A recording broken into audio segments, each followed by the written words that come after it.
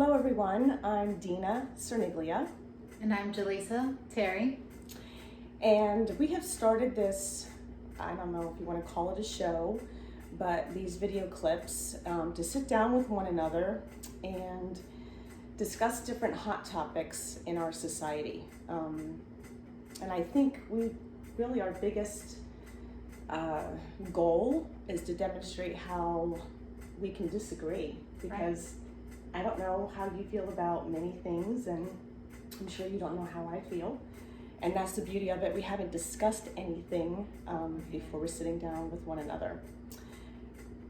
But really, we should tell our audience how we met. Okay. And a little bit of our background. So I was born to a teen mother, and I was abandoned by my father. So once God got a hold of me, and I had figured out how to break generational cycles, he put it on my heart to help others do the same thing. So with the help of my husband and friends and the church that I went to at the time, I started an organization called the Open Door, Mentors for Teen Mothers. And then that morphed into the Open Door Breaking Family Cycles, because we opened it up not only to teen mothers, but to teen fathers as well. And that's where Jaleesa comes in. Yeah, so my name is Jaleesa Terry, and as Dina stated, we met through the Open Door, but my prior background to that was, of course, ending up being a single mother, but how I got there was through a whirlwind of just life and circumstances. Some of it's bad decisions and growing and learning, and others was just things that I couldn't avoid. I was brought here by a single mother, so I had that in my family already, of being raised by a single mom. My dad wasn't in the home due to domestic violence, so I didn't get that connection or that idea of what a family should be, because I didn't have it. I came from a broken family, and through that, I think it put a lot of desire on me just to have that family for myself, right, and give my children something that I didn't have. So that overtook a lot of the steps necessary to do that successfully, as in finishing my schooling, getting the life skills needed to be able to know how to support a child, how to support a family. And that's a great lead-in. So the Open Door would pair every single mother with a mentor, and then we would meet once a week, and we did life skill classes on everything from how to budget, cooking, parenting, job skills, home buying, coupon cutting, finances, how to save, how to spend money, where you should put money in, where you should invest it too. Correct. And some of the young mothers even opened college accounts for their children, and the first couple of years were very, very successful. Jaleesa was in our first class, and that was 10 years ago. Already. 10 years ago. And it was a 3-year program, because, Rome was not built in an hour or a day or a year. And to undo all of those things that were role modeled for us, some of the things that Jaleesa was sharing with you, domestic violence, dysfunction, she didn't say it, but I'll say it, sexual abuse, alcoholism, drug abuse, all of that. I had it in my family, and excuse me, I don't know what that is. Okay, it went away. I shared with many of the women coming into the program. Right.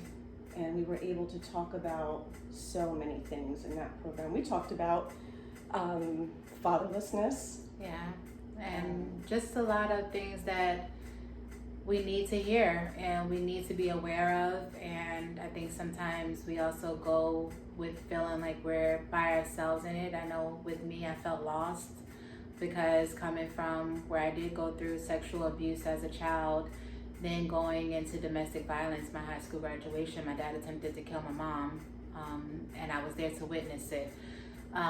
So with that, being young, you don't know how to navigate, and I think it provided not only a chance for us individually on both levels. I think as students and as mentors and teachers of the program, it gave us a space to be able to connect and share and realize that you could be from different backgrounds, you could be from different social classes and statuses, but still experience some of the same brokenness. And we all need these tools to live, to make it, and to just learn how do we still get over it and take it, not saying forget it, but heal from it and use it to fuel us into what we need to survive. And to pass better down to our children. Break the cycle. Break the cycle. Break the cycle. And that's what we were all about. And for those 3 years, there were 4 of you. So we only took 7 at a time. So not only was there that one-on-one mentoring, but we kept our class size very small so that it became like family. We were family, and it was our safe space to come together. And all of you looked so forward to that every week. Yeah, because it gave us, not only did we have a chance to come in and learn, but we got to build that support system and that team with each other, make those connections, and just heal and grow together. So it was therapeutic in a sense, because you got to unload, but you also got to fill back up. So it very much so was something I enjoyed, and I look forward to every week. I did my homework, and I was excited to come in and share and learn and just be, just learn and just grow. Right. It was something needed. And so you were the first graduation class after 3 years. There were 4 of you out of the 7 that started. And I feel as though I've watched our society manifest in these 10 years. And I watched a group of women who were hungry and eager for the opportunities that were given through programs like the Open Door. There's really nothing else out there like that except for the welfare system, but that's not really teaching anybody how to fish. It's just giving you the fish. And I felt as though what I witnessed over the years is that our society was getting worse and worse and worse. And it was harder and harder and more difficult to find people like Jaleesa and her graduation class that really wanted that opportunity, that didn't want the handouts. They wanted true success and that feeling of participation in their community and their society and to their family and learning a better way, like I had to as well. So we're sitting down and we're doing these videos because we're gonna hit on a lot of those topics. And one of them today, because it's where we met, is in the nonprofit arena, and why I have seen that this isn't working anymore. And one of the biggest reasons, I think, is that the government has taken over the role of the family. It's become a beast system, because in the book of Revelation, it really does talk about the nations, the governments being a beast system. And once it gets you hooked in, it becomes so much more difficult to unravel and come out of it. Yeah, and it's a scary thing, because you have people that have been stuck for so long, and then it comes time where it's harder for those who really need it to get access. But then you realize that, again, as she stated, once you're in it, what tools am I being given to make it out of this and do something better? It's a need, yes, to have that immediate need met. But what skills am I gaining that I don't need this anymore? Because that's the goal, not to need this anymore. It's great to have a safety net. Of course. That's what it's supposed to. It's not supposed to be a way of life. Right. And so you were talking to a fellow. Yeah, I was talking to recently. I was sharing with Dina that I talked to one of the participants that were in my class, and I keep in contact with a lot of the girls. I try to keep up with everyone as much as possible because, again, we build a family, and it's good to be able to support one another. And, you know, she was just stating how, you know, she realized now that the program isn't no longer in the same space that it was, that how much she really needed it, how much the tools really did benefit her.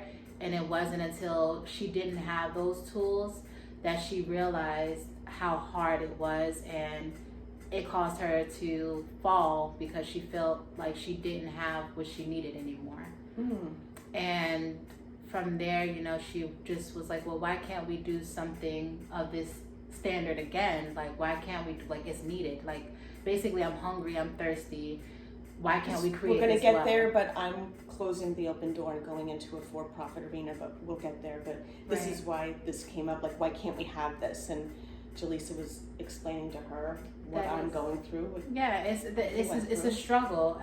Being in a nonprofit, the mission is there, the heart is there, but a lot of times the resources isn't there, the support isn't there, and it takes a toll on you when you have a program like the Open Door and you get that hungry round, and then you're ready to do more, you're ready to hit the ground. But I think Dina could definitely expand on that more, where you just lose it. You know, the people coming in is not as hungry anymore, or they're not, you know, realizing the benefits. They only see the immediate benefit of what's being met to them, but they're not really grasping and understanding the concept, the whole picture, and how that is more valuable than the immediate need. Do you see that there's also a sense of entitlement in this generation? I think it's more of a not wanting to feel that you are in need, and of being put in a position where you have those tools, but one, if you're not in a mentality where you could understand it, then you're not going to grasp it, one. And if you're used to getting things handed to you, why am I working to get that? Right. So I think that's where the disconnect comes in, because when you're dealing with people that are primarily coming from a family cycle of having to be dependent on welfare, and all you do is put in an application and you say, I need, and then you're able to get it, and you don't have to do any backup work, and now you're telling me, okay, well, this is a better way, this is going to help you. Yeah. That doesn't benefit my immediate need, and that's not what I'm used to, so I don't grasp the concept and understanding of why I should have to work for this. Correct. And so that's it's entitlement, but now you're explaining why that's Mentality is there. Why that mentality is there. Because in the Open Door, all the women had to be working or going to school, and then the Open Door would fundraise, and we would help pay for daycare, basic needs. Sometimes if the girls needed rent money or a utility bill, sometimes their cars would break down, and it really only takes one little thing to throw a single mother off the track of the right path. It just takes, you know, one tire that costs $250 Right. In order to get to work and daycare and all of that, to throw everything off. So we had these emergency funds, plus we would help with daycare. And about 3 years ago, we launched 2 more programs. We had 3 women's programs and a father's program. And I don't know if you know this, but Lake Worth, it has like the lion's share of teen pregnancy in their high school. And we had 22 women who were interested from Lake Worth, and that program director could not get one to come into her program. As soon as they heard that they had to go to the life skill classes, that they would be paired with a mentor, that there would be expectations, Right. Accountability was a big one. Couldn't get them. So we are back down to 1 program, and this is our last year because we can't even fill 1 program. And it's, you know, it's a sad realization that we've even gotten to this point. It is. It really is, because when you look at the entirety of what the program offered and what the gain was from it, even in my life, I can't say my life has been 100% perfect. I am still on this journey, but those are tools that honestly are invaluable, as in you can't put an exact measure on it, because it gives you so much. It's not something that just works for today, but it's something that fuels you for tomorrow. There's still times now where I'm like, okay, let me go backtrack to one of the lessons that we talked about, or even simple things like just parenting. Because as you stated, yes, it's a large population of teens that's getting pregnant, but you don't know you can never fully prepare for that until you have that child, and you're forced, unfortunately, as a teen, it's 10 times harder to figure it out.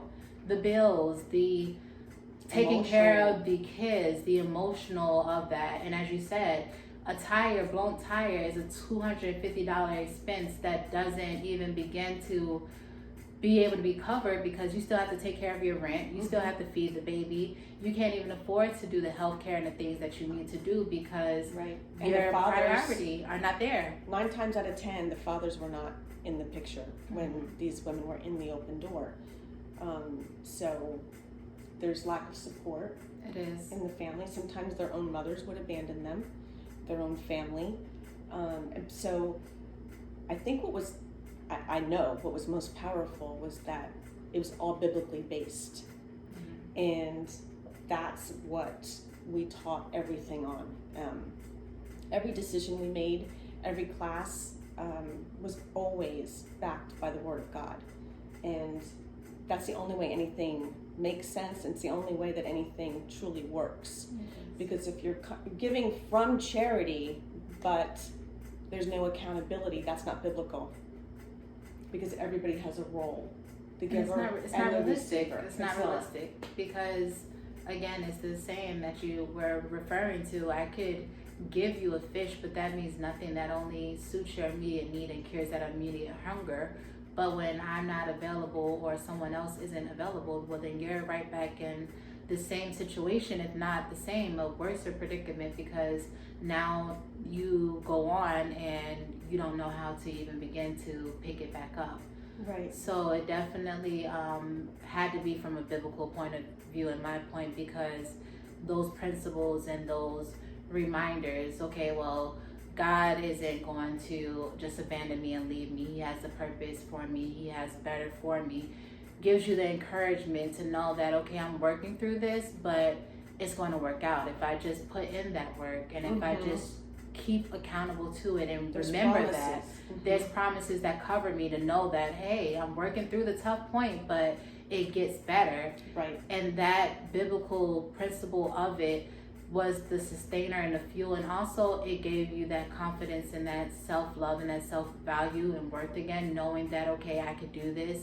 And not only can I do this, but I have support, whether my mom's not backing me right now or everybody doesn't understand it and every eye is on me in a negative sense.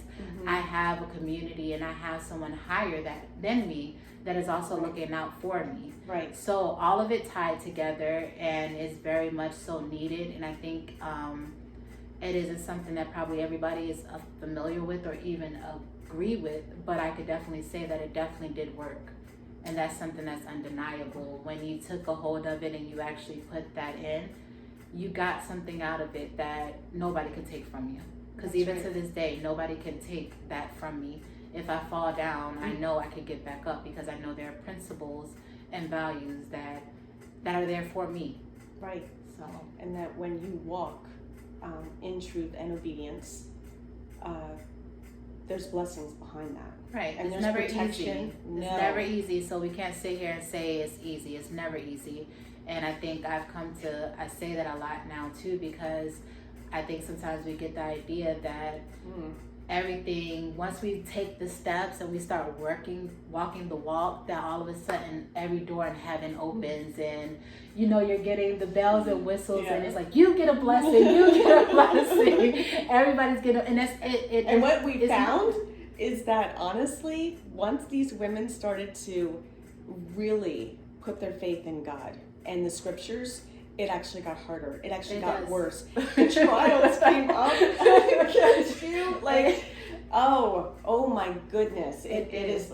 So then then you're taught the lesson that there really is Satan, that there really is an evil entity in the world that is going to work against what God wants to give you and bless you. But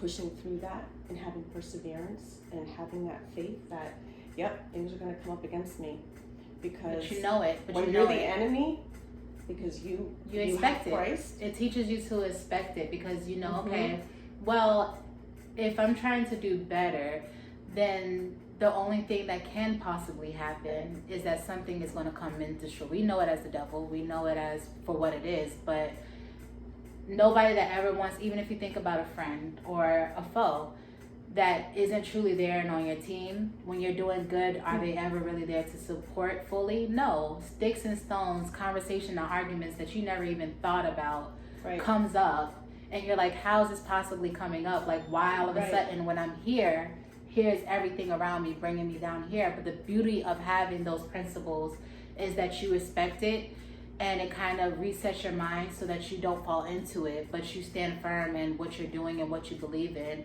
and you have that strength and that energy to pick it up one more day and keep pressing towards what the goal is. Right. So I think that's the beauty of it. And back to what we were saying, that's why it makes it so sad to see that, you know, it wasn't able to, I don't want to say it wasn't successful, because that'd be a lie. It was successful, but to see that it didn't go where we probably would have hoped, it just means that God has a different plan and a different purpose, and we have to shift. The times are shifting. And times are shifting. So does the vision have to shift? That's right. And that's a great lead-in, because, you know, there's a lot that's going on in our society, and if you're studying the book of Revelation, if you're really in the Word, many of us agree that we're somewhere in the end times. It's pretty darn close. Yeah. It's no denying that we're not, in my opinion, and yours may differ, but that's why we're here to be able to discuss it. But there is no coming back to any form of what we thought was a safety net or a comfort blanket or even a norm. That word doesn't exist anymore, because there is no norm. I agree. There isn't. There's not. And the only way that we're not going to be deceived is through the Word, and knowing that you can't get too wrapped up in what's working and what's not working in these times of Jacob's trouble, as the book says, and just having faith that things are going to get worse before he returns. And that means that the wheat and the tares are being separated through all kinds of different means. I mean, in my own family and my own friendships, it could be political, it could be religious, it could, whatever it is. Just life. God, I can see it, and it's happening organically, where the people who belong to Him will stay together, and those who don't are falling away and falling to the world. And the path is narrow, and very few find it. So it can't be shocking to us that something like the open door, that hand of God coming down and saying, I want to give an opportunity to you, isn't being taken as much anymore. Right. And I think it's just something that we have to be expecting, and unfortunately it does hurt. It does hurt. And to say, because when you have a heart that wants to see, even for myself, coming from a student, for me, I know I wanted to see everybody win. You know, I want to be able to say, look, 10 years down the road and be like, look where this person has gotten to. And so that does break your heart when you know that it didn't go the way your mind envisioned it, but that goes to show that we can't put God in a box and we can't contain it, and our vision and our standards are never going to be His standards. His picture is so much bigger or than what ours. He wants to reveal. Right, because God has so many different facets and aspects of Himself that He wants us to learn, and every day is a new journey and a new revealing of His nature and His caring abilities. So it's sad to see that didn't happen the way that I would have thought, or maybe even Dina would have thought it would have happened. But the beauty is knowing that 10 years later we can be in a space where we can have this conversation and we can still grow, and we can still work towards doing Right. what needs to be done, and seeing how God reveals himself through that. Yeah, and just this conversation, and even God bringing the two of us together, and that 10 years later, we would be sitting across from one another. In this aspect. Yeah. In this light. In this, in this arena of, it's just it's not participant and program director. Right. It's woman to woman. It's fellow believer to fellow believer. It's you and I did this together, and now we're doing something else together. Because like you said, it can evolve, and Right. it can change. God can change the way he wants to message, and the way he wants to touch, and the way he wants to prove that his word and his way are the best. So the open door is shifting to education. And I've written a book, and we're using the Open Doors curriculum. Right now we're starting off with the parenting curriculum and how to break generational cycles, and really how to notice them, and how you're patterning yourself after them, even if you don't realize it. I was 16 when I got pregnant, and I was like in shock and doing the math on my fingers. I was like, well, how old was my mom when she got pregnant with me? And wouldn't you know, after I did the math, she was 16. Yeah. Now, it's not like I knew that and ran out and did what she did. Of course. But that just happens. It does. It is patterned for you, and without you even realizing, you're following that pattern and that cycle, that curse. And I'm not saying that children are a curse. That's not what I'm saying. But it is a curse to not have a man in your life and to have that family unit, because that is what protects everyone from the outside world. You are protected by having a mother and a father, by having, the father is supposed to be the spiritual leader. Yeah. I didn't have that. You didn't have that. So you're left to the beguiles of the world.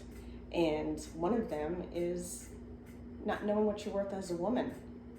And just being able to flow through that and navigate through that. And I think it's important that we are able to see and are able to realize that, because as you stated, it isn't a conscious behavior where you're like, oh, grandma had baby number 1 at 17, I'm having baby number 1 at 17. No, that's not how it works. But it's the trials and that tribulation that became normal, the circumstances that may and should be abnormal, but because you lived in it, it becomes just habit. Yeah. Like language. If you think about language, yeah. Who wakes up and decides I want to speak Spanish?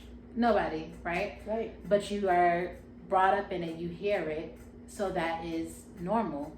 Is English foreign? No, it's not. But because that wasn't what you were grown up in, it's now foreign. So when you have your children, what are you more likely to teach them? You're going to teach them Spanish.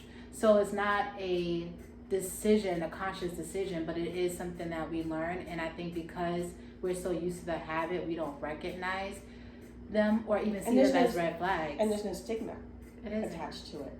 Because if your mom did it and your grandmother did it, which both of my grandmother and my mother were teen mothers, then there's not the shame attached to it anymore. And it just becomes a pattern and a way of life. And that has become, where in our society, and it used to be, so when my mom was 16 and got pregnant with me, we had not my biological grandmother, because she was an alcoholic, but we had this other woman. It's in my book. It's a long story how she came into our lives, and I called her Mammy, and she was my mom's mentor, my mom's role model. That's really how I loved the concept of the mentor, because she just lovingly showed a different way, her and my pappy, and I think poured so much into my life that they showed me what normalcy looked like. And even though I almost went down that path and got pregnant, I did have a miscarriage, but didn't I for sure get my butt to Planned Parenthood to look into something different. Look into an abortion, and that would have been my fate as well, probably. Because even though I told myself, gosh, if my mom did that, I wouldn't be here. I was still too selfish enough to not probably have that abortion.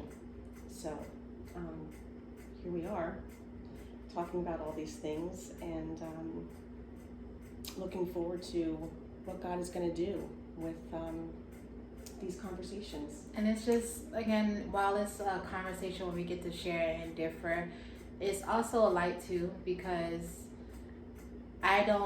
we're talking to you through a screen, but you don't know who needs it, and you don't know who needs to hear it, and that's the beauty of it, just being able to be raw and real and vulnerable, and being able to know that I may never meet you or I may never see you, but through our conversations we could possibly help you to get through a rough patch, or to be able to make the decisions that you need to make, male or female, and be able to do this journey together.